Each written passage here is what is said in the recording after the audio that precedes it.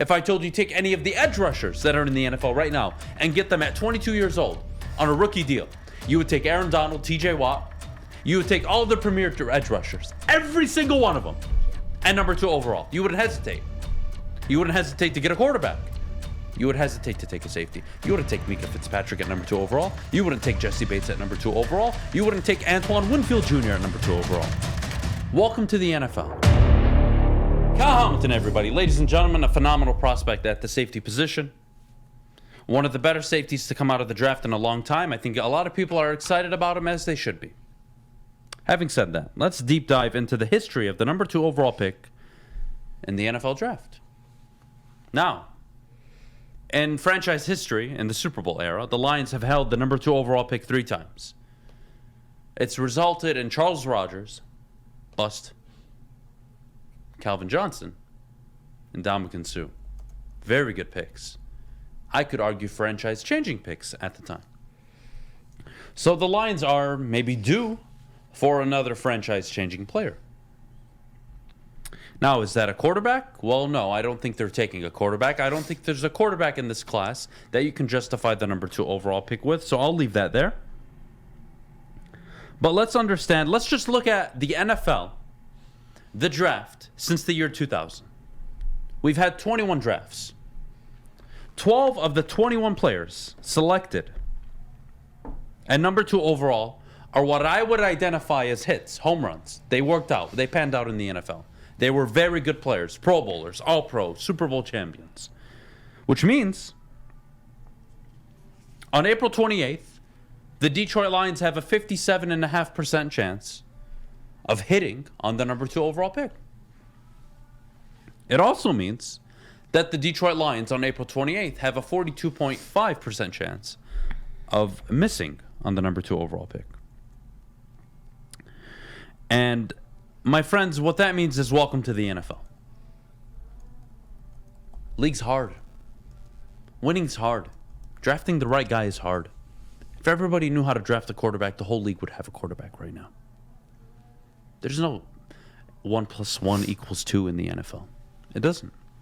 If anything, 1 + 1 = 1 in the NFL. There's no way to understand it, comprehend it. No way about it. So, again, let's look back since the year 2000, okay? Since the year 2000, there have been 21 draft picks at number 2 overall. Only 6 of them were defensive players. Only 6. The 6 players that were drafted: LeVar Arrington, absolute hit. Julius Peppers, absolute hit. Chris Long, 2-time Super Bowl champion. Von Miller, absolute hit. Nick Bosa, so far very good. Chase Young, so far very good. 6 defensive players since the year 2000 have been selected number 2 overall. Those are your 6. They've all hit. Isn't there a common theme, by the way, with all 6 players? They all get to the quarterback. Isn't that funny? Isn't that funny? And the one exception being LeVar Arrington was one of the greatest linebacking prospects to come out of college in a long time. And linebacker in that era, your Zach Thomases, your Ray Lewises, your Brian Urlachers, that was the linebacker age. You needed that, and he was a stud. But none of them were secondary players. Isn't that funny? Didn't you notice how 6 out of the 21 picks that were defensive players, all of which were not secondary players? They weren't corners, they weren't safeties, none of them. None of them were safeties. Isn't that funny? They all get to the quarterback, guys. They all get to the quarterback. And where I'm going with this morning is simple. In a league where we spend 15, 20 minutes talking about how you need an elite quarterback to win in the NFL, it is absolutely vital that you get to those elite quarterbacks and put them under pressure. You don't believe me? The Rams won a Super Bowl by doing that. You don't believe me? The Chiefs lost a Super Bowl because they couldn't protect Patrick Mahomes. You don't believe me? Eli Manning is a 2-time Super Bowl champion because of his defensive line. The NFL is very simple sometimes. I think we love to overthink it. I really do. What's important to walk away with is the NFL can be as simple as you want it to be. I always tell you, give me a GM, give me a head coach, give me a quarterback, I'll make you look good, right? Get the quarterback and get to the quarterback. It's a very simple concept. That's it. That's football. Get the quarterback and get to the quarterback. And you will be very successful. 47 of the 56 Super Bowl champions were top 10 in scoring defense. 48 of the 56 winning Super Bowl teams finished top 10 in pass rush. Common theme here. Get to the quarterback, guys. This isn't Kyle Hamilton isn't a good player. This isn't he won't be a very good player in the NFL. This is there is nothing more important to your football team right now than A, getting an edge rusher, and B, eventually getting a quarterback. Those are those are your two roster hurdles right now, Detroit. Do you have the coach? I don't know. We're going to find out. We're going to find out if you have a head coach, but that's not my concern right now. My concern is you cannot pass up the opportunity to get an edge rusher. No. You cannot get a pass rush on opposing teams.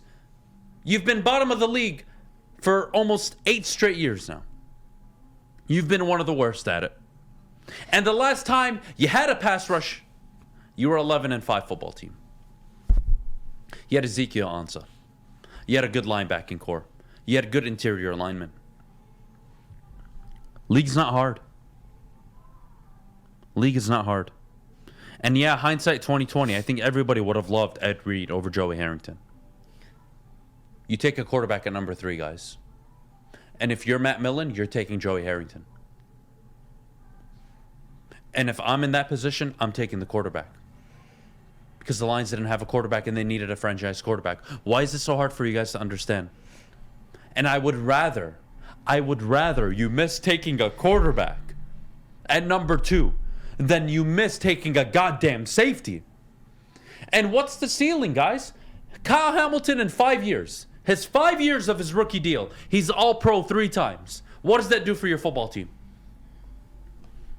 What does that do? You winning a Super Bowl because of it? What if I told you draft the next Joe Burrow? Are you confident you're getting to a Super Bowl in 5 years? I think so.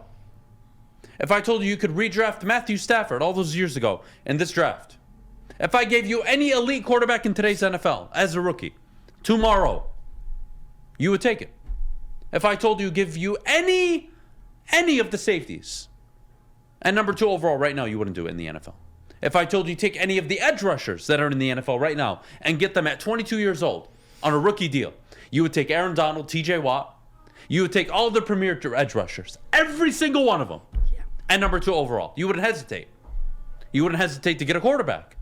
You would hesitate to take a safety. You wouldn't take Mika Fitzpatrick at number 2 overall. You wouldn't take Jesse Bates at number 2 overall. You wouldn't take Antoine Winfield Jr. at number 2 overall. Welcome to the NFL. No, you would not have drafted Ed Reed number 3 overall. Nor should you have.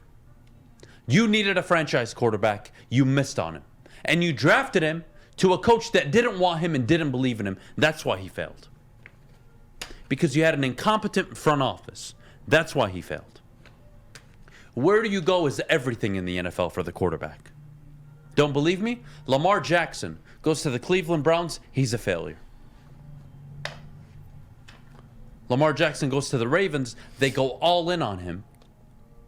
And they put pieces around him that make him comfortable. And they've had success, to be fair to them. He's a league MVP. You need a quarterback. You need to get to the opposing team's quarterback. And that's football. Don't believe me? Go watch the last play of the Super Bowl. The last play of the Bengals' possession. Jalen Ramsey, arguably the best shutdown corner in the NFL, was beaten for about 15 yards by Jamar Chase.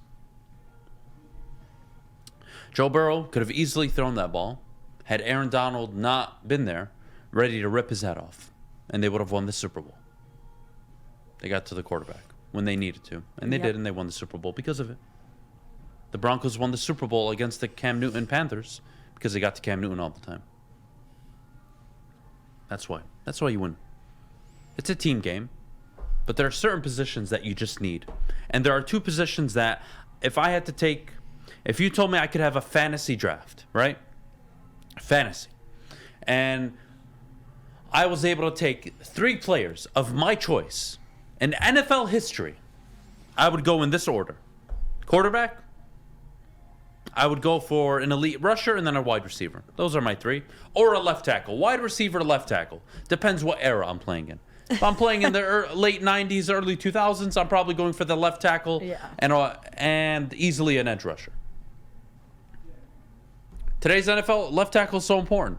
So left tackle, wide receiver at number 3. But the point is, number 1 and 2 are never going to change. Ever, ever, ever, ever, ever. It'll never change. Even when running backs were running for 14, 15, 1,600 yards. And that's how you got to the playoffs. It didn't matter. Never change. So yeah. Kyle Hamilton may be a very good player. Jamal Adams was all pro 2 of his first 3 years. How'd that work for the Jets? Oh, well, it's different, Adam. It's always different, guys. I know. It's always different when you want it to be different. You just never look at it realistically.